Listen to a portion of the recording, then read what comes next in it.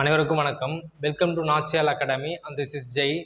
Today நம்ம என்ன topic பார்க்க போகிறோம்னு பார்த்தோம்னா, தமிழ் இலக்கணத்தில் ஃபர்ஸ்ட் டாப்பிக்காக நான் உங்களுக்கு ஆல்ரெடி பேட்ச் அனௌன்ஸ்மெண்ட்லாம் கொடுத்துருப்பேன். டெமோ கிளாஸஸ் எப்படி இருக்குன்றதை நான் உங்களுக்கு தெளிவாக அந்த வீடியோவில் சொல்லியிருப்பேன். அதையும் போய் பார்த்துக்குங்க. இந்த வேர்ச்சொல் அறிதல் அப்படின்ற டாப்பிக் தான் வந்து நம்ம ஃபர்ஸ்ட் டாப்பிக்காக நம்ம இலக்கணத்தில் கொண்டு போக போகிறோம். சரிங்களா? ஃபர்ஸ்ட் இதோட இம்பார்ட்டன்ஸை பற்றி நான் உங்களுக்கு புரிய வச்சிடறேன். இந்த வேர்ச்சொல் அறிதல் டாபிக் பார்த்தோன்னாக்கா, டிஎன்பிஎஸ்சியோட ஓல்டு பேட்டர்ன் படியே பார்த்தோம்னாக்கா 3லேருந்து 4 கேள்விகள் வரையும் கண்டிப்பாக அவங்க கேட்பாங்க. சில பேருக்கு வந்து நிறைய முறை இந்த இடத்துல மட்டும்தான் தவறு பண்ணுவாங்க. சரிங்களா? அது ரொம்ப ரொம்ப எளிமையான விஷயங்க. இந்த டாபிக் வேர்ச்சொல் அறிதல்ன்ட்டு ஒரு சில விஷயங்கள் மட்டும்தான் நம்ம அந்த விதிகள் மட்டும் மனப்பாடம் பண்ணுறா போல இருக்கும். மற்ற எல்லாமே ப்ராக்டிஸ் பண்ண பார்த்தோன்னா நம்ம ரொம்ப ரொம்ப சிம்பிளாக இருக்கும். சிம்பிளாக இந்த முறை இந்த டிஎன்பிஎஸ்சியோட குரூப் 4 2025 பார்த்தோம்னாக்கா குறைந்தது ஒரு 5லேருந்து 7 கேள்விகள் வரைக்கும் இந்த டாப்பிக்லேருந்து கண்டிப்பாக கொஸ்டின் இருக்கும். அந்த 5லேருந்து 7 கேள்விகளை பார்த்தோம்னாக்கா 2 கேள்வி வந்து தேரி ஓரியன்டாக கேட்பாங்க. இப்போ தொழில் பெயர்னாக்கா அந்த இப்போ வேர்ச்சொல்லோட விகுதிகள் இருக்கு. வேர்ச்சொல்லிலிருந்து எச்சங்களை கண்டறிதல் அப்படின்ற ஒரு டாபிக் வரும். இது சேர்த்து ஒரே டாப்பிக்காக உங்களுக்கு நடத்தினா கொஞ்சம் புரியாததுக்காக தான் 2ஆக நான் ஸ்ப்ளிட் பண்ணி தரேன். ஃபர்ஸ்ட் வீடியோ பார்த்தோன்னா வேர்ச்சொல் அறிதல், இந்த டாப்பிக்கை ஃபுல்லாக பார்த்துட்டு அப்புறம் வேர்ச்சொல்லிலிருந்து அந்த எச்சங்களை கண்டறிவோம். பார்த்தீங்களா? வினை எச்சம் கண்டறி, பெயர் எச்சத்தை கண்டறி அப்படின்ற வீடியோவை நான் உடனே தரேன். இதை ஃபஸ்ட்டை பார்த்துட்டு செகண்ட் நீங்கள் பார்க்கும்போது கண்டினியூஸாக பார்க்கும்போது உங்களுக்கு தெளிவாக மைண்டில் வந்து பக்காவாக புரியும். ஓகேங்களா? சரி, ஏன் இதோட இம்பார்ட்டன்ஸ் ரொம்ப அதிகம்னு பார்த்தோன்னாக்கா, அந்த 7 கேள்விகள் வந்து 2 கேள்விகள் வந்து விகுதிகளாக, இப்போ வினையச்ச விகுதி அதை கொடுத்தது கீழ்கண்ட ஆப்ஷனில் வந்து வினையச்ச விகுதி எது நம்ம கண்டறி, அது போல கேள்விகள் வந்து 2 கேள்விகளுக்கு வர கேட்கறதுக்கான வாய்ப்பு இருக்குது. மிச்ச கேள்வி எல்லாமே பார்த்தோன்னாக்கா இதுக்கு முன்னாடி கேட்டாங்க பார்த்தீங்களா, இப்போ நடந்தான் என்ற சொல்லோட வேர்ச்சொல் யாது, இல்லை நடி என்ற வேர்ச்சொல்லோட தொழில் பெயரை காண்க, இது போல டைப் தான் வந்து கேட்பாங்க. ஓகே, ஃபஸ்ட்டு எப்படி இந்த டாப்பிக்லேருந்து எக்ஸாமில் கேட்பாங்க, எவ்வளோ கொஸ்டின்ஸ் வரையும் கேட்கறதுக்கான வாய்ப்புகள் இருக்குன்னு நான் உங்களுக்கு டீட்டெயிலாக எக்ஸ்பிளைன் பண்ணிட்டேன். ஓகேங்களா? ஏன்னா உங்களுக்கு ஒரு தெளிவான புரிதல் இருக்கணும். நம்ம ஒரு விஷயத்தை நம்ம செய்யும்போது அந்த விஷயம் வந்து ஒர்த்தா அப்படின்னு நம்ம தெரியணும். ஓகேங்களா? இப்போ இலக்கணத்தில் ஃபர்ஸ்ட் டாப்பிக்காக நீங்கள் வேர்ச்சொல் அறிதல் இந்த டாபிக் நீங்கள் கவர் பண்ணி முடிக்கும் போது பார்த்தோன்னாக்கா 85 இலக்கணத்தில் குறைஞ்சபட்சம் ஒரு 5 இலக்கணம் வந்து நீங்கள் என்ன பண்ணிட்டு இருப்பீங்க, டிக் பண்ணிட்டு இருப்பீங்க. இது நீங்கள் இப்போதுலேருந்தே ப்ராக்டிஸ் பண்ண பார்த்தோம்னாக்கா உங்களுக்கு சூப்பராக இருக்கும். லாஸ்ட் குரூப் 4 எக்ஸாமில் கூட ஒரு 3 கொஸ்டின்ஸ் இந்த டாப்பிக்லேருந்தே கேட்டிருப்பாங்க.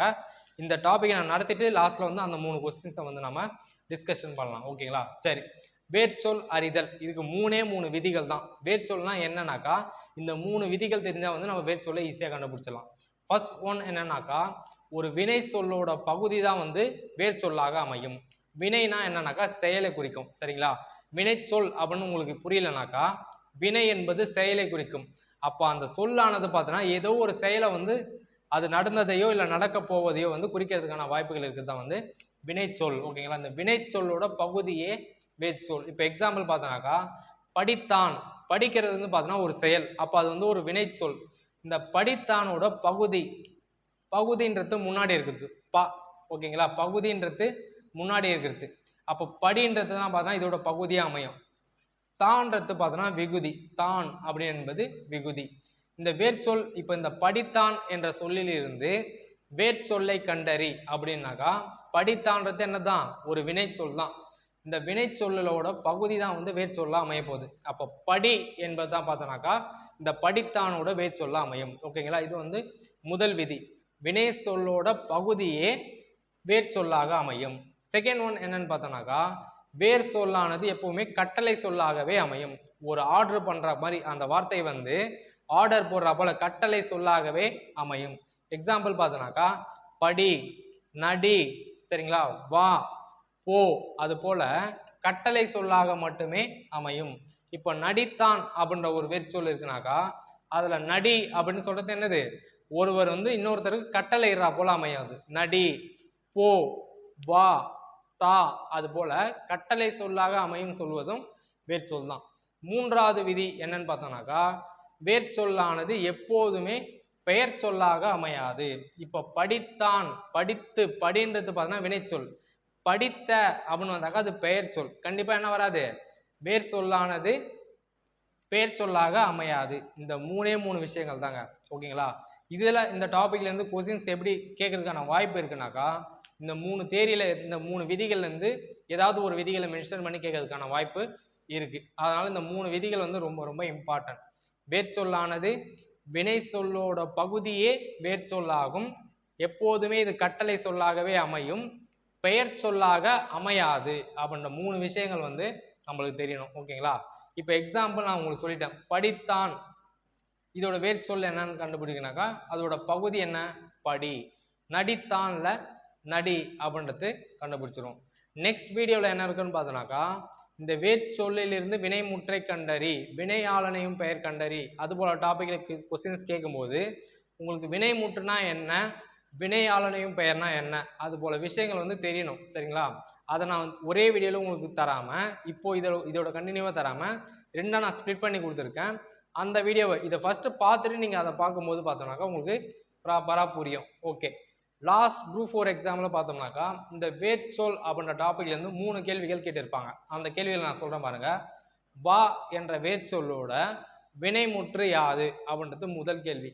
வினைமுற்றுனா என்னன்னாக்கா அந்த செயல் நிகழ்ந்து முடிந்ததை குறிப்பிடும். அப்போ வந்தான். ஓகேங்களா? வா என்பது வேர்ச்சொல். வினைமுற்று பார்த்தோம்னாக்கா வந்தான் அப்படின்றது வினைமுற்ற, அந்த வினை முடிந்ததை குறிப்பிடுவது தான் வினைமுற்று. ஓகே, தா என்ற வேர்ச்சொல்லோட வினையாளனையும் பெயர் யாது அப்படின்னு கேட்குறாங்கன்னு வச்சுங்களேன்.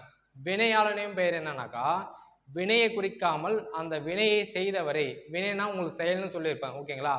செயலை குறிக்காமல் அந்த செயலை செய்தவரை குறிப்பது தான் பார்த்தோம்னாக்கா வினையாளனையும் பெயர். அப்போ தா என்பது வேர்ச்சொல்.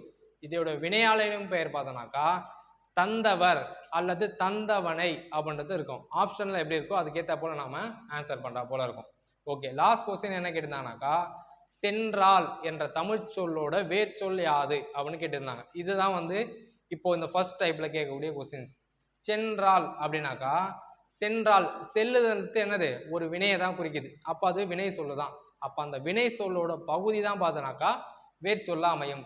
சென்றால்ல செல் அப்படின்றது பார்த்தோம்னாக்கா ஏன்னா அதோட வேறா இருக்கிறது அதுதானே அடிச்சொல்லு. அப்போ செல்லுன்றது பார்த்தோம்னாக்கா இதோட வேர்ச்சொல்லா அமையும். ஒரு மரத்துக்கு எப்படி வேர் ரொம்ப ஆழமோ அதே போல இந்த சொற்களுக்கு வேர் போல ஆழமா இருக்கக்கூடிய சொற்கள் தான் பார்த்தோன்னா இப்போ ஒரு வார்த்தை இருக்கு வந்து போனான் அப்படின்னாக்கா இந்த வந்து போனான்ற சொற்றொடர்ல எது ரொம்ப இம்பார்ட்டன்ட்? வந்து அப்படின்றது பார்த்தோம்னா தான் வேர்ச்சொல்லா அமையும். அது போலதான் ஒரு சொல்லுக்கு எது அடித்தளமா இருக்கிறதோ அதை தான் நம்ம வேர்ச்சொல்லுன்னு சொல்றோம். ஓகேங்களா? இந்த டாபிக் வந்து ரொம்ப ரொம்ப இம்பார்ட்டன்ட். ரொம்ப நிதானமாக கவனிங்க. ஃபர்ஸ்ட் வீடியோ விட செகண்ட் வீடியோவில் பார்த்தோம்னாக்கா நம்ம ப்ராப்பராக எந்த அளவுக்கு அதை நம்ம ப்ராக்டிஸ் பண்ணுற மெத்தடும் நான் உங்களுக்கு சொல்லியிருப்பேன். அதன்படி நீங்கள் ப்ராக்டிஸ் பண்ணிங்கனாக்கா கண்டிப்பாக என்ன பண்ண முடியும்? உங்களால் இந்த டாப்பிக்கை ரொம்ப சிம்பிளாக கவர் பண்ணி முடிச்சிட முடியும். ஓகேங்களா? உங்களுக்கு நான் ஆல்ரெடி கீழே பார்த்தோம்னாக்கா டிஸ்கிரிப்ஷனில் நம்மளோட குரூப் 4க்கான டெஸ்ட் பேட்ச் தொடர்பான அனௌன்ஸ்மெண்ட் டீட்டெயில்ஸும் group 4 and group 2A combine batch announcement டீட்டெயில்ஸும் நான் வந்து டிஸ்கிரிப்ஷனில் தரேன். இந்த வாரத்துக்கான கிளாஸ் எல்லாமே பார்த்தோம்னா உங்களுக்கு ஒரு டெமோ கிளாஸஸ் போல் தான் இருக்கும். வெட்னஸ்டே நாளைக்கு பார்த்தோம்னாக்கா ஒரு 30 கேள்விகள் வித்தவுட் ஆப்ஷன் மெத்தடில் ஒரு கொஸ்டின் நடக்கும். கொஸ்டின் பேப்பர் டெஸ்ட் நடக்கும். அதே போல் சண்டேல பார்த்தோம்னாக்கா 200 கொஸ்டின்ஸ்க்கு ஒரு ஃபுல் டெஸ்ட் நடக்கும். இந்த வித்தவுட் ஆப்ஷன் கொஸ்டின் ஏன் நான் புதன்கிழமை வச்சிருக்கேன்னு பார்த்தோம்னாக்கா அதுக்கான விஷயங்கள் நான் உங்களுக்கு ஆல்ரெடி சொல்லியிருப்பேன். நம்ம படித்த விஷயங்களை டக்குன்னு ரீகலெக்ட் பண்ணணும். சரிங்களா?